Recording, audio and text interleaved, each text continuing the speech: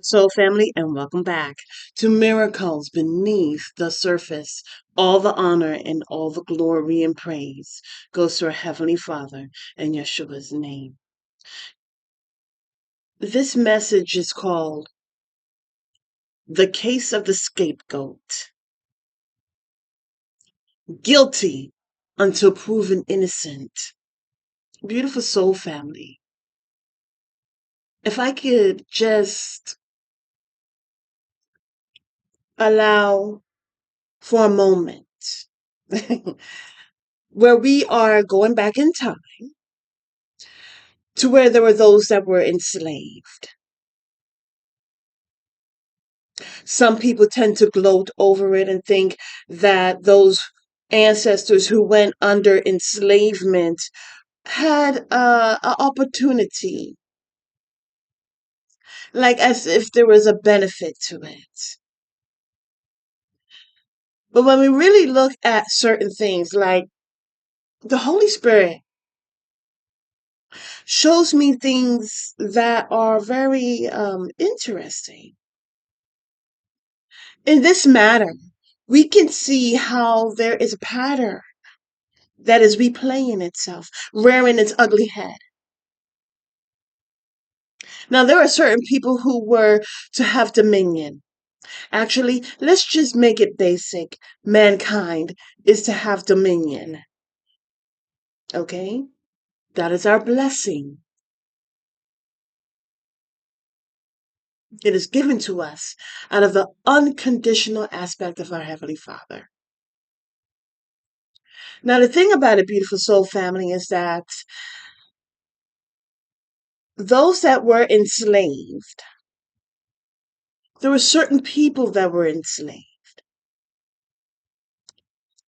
And as time went by, especially dealing with the judicial system, there were certain people, descendants, who were still under the thumb. They were seen as guilty before proven innocent. They were the ones who were seen as fugitive and a vagabond. But as brought out in Genesis, it wasn't their bloodline that was seen as fugitive and vagabond. It was the latter. It was Cain's bloodline. You see, Cain was always jealous. He was always infused with anguish and envy over his brother, and always turned to killing. As you continue to look into those accounts of Cain in the book of Jasher, we see how it was always brought by death, them killing one another. They couldn't even stay in power because they were overthrown. Those who live by the sword will die by the sword, okay? But when it came to certain people, it was always along the lines of, you're guilty. And then throw them into prison. They would give them a jury that were one-minded in terms of racism. They were in agreement already to always put certain people into prison. Those people were the ones bringing down society. They were seen as the scapegoat or the lamb for sacrifice. They went through hangings. They went through having their bodies being beaten and then drawn behind vehicles by people. And I'm being nice when I say people, because truth be told, they were just hosts. Hosts who felt that they were right and had a right to hang them, to beat them, and to drag them in the streets. In their opinion, just by the color of their skin, the coils of their hair, determined that they were guilty.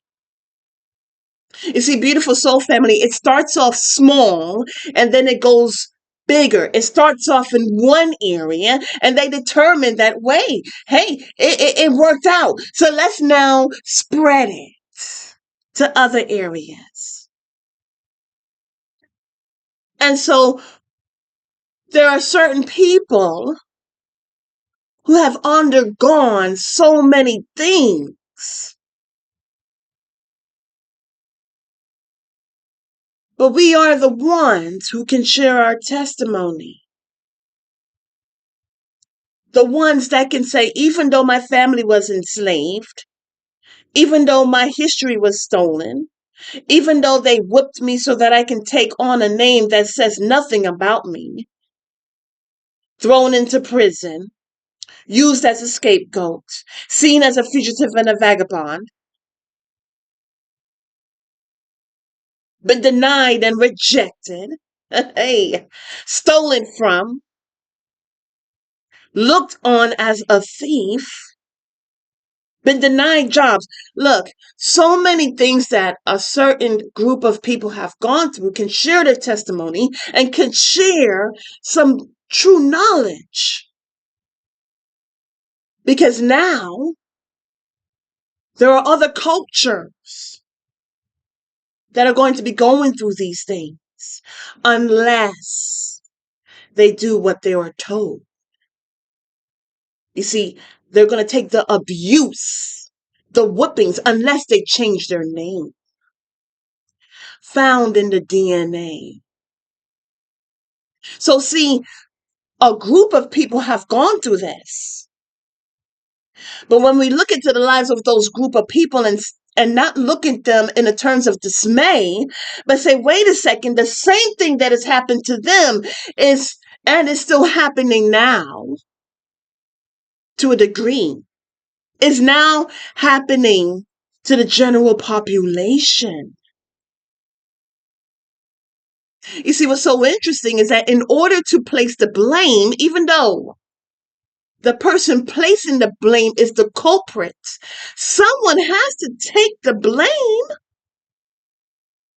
And usually the suspect, usually the one putting forth damage and destruction, stealing, killing, and destroying, does not hold themselves accountable. But they're the ones who has a quote-unquote solution.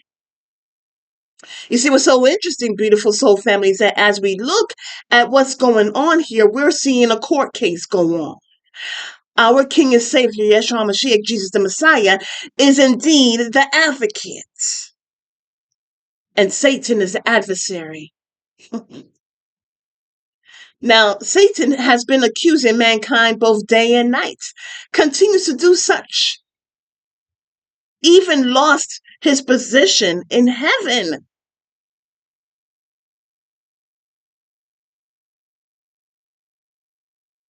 But as we look at the general people who are pressing this blame, how come with manipulations? How come they want us to take the grit of all of this nonsense? How come they want us to take the blame for something that we didn't do?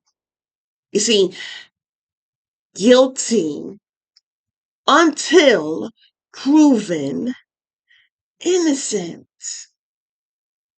That is something that we should not be possessing as ours. But we should take a firm stand and say, no, we are not to blame.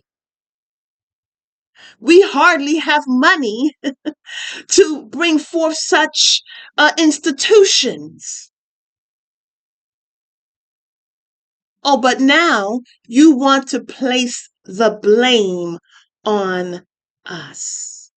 You see, beautiful soul family, the people have the power and they truly do have the solution. Not them. Not those that are too busy placing the blame. So, beautiful soul family, it is important to look at these patterns that are rearing its ugly head. Because when we do that, we will know what exactly is going on. Have a beautiful and wonderful day. God bless.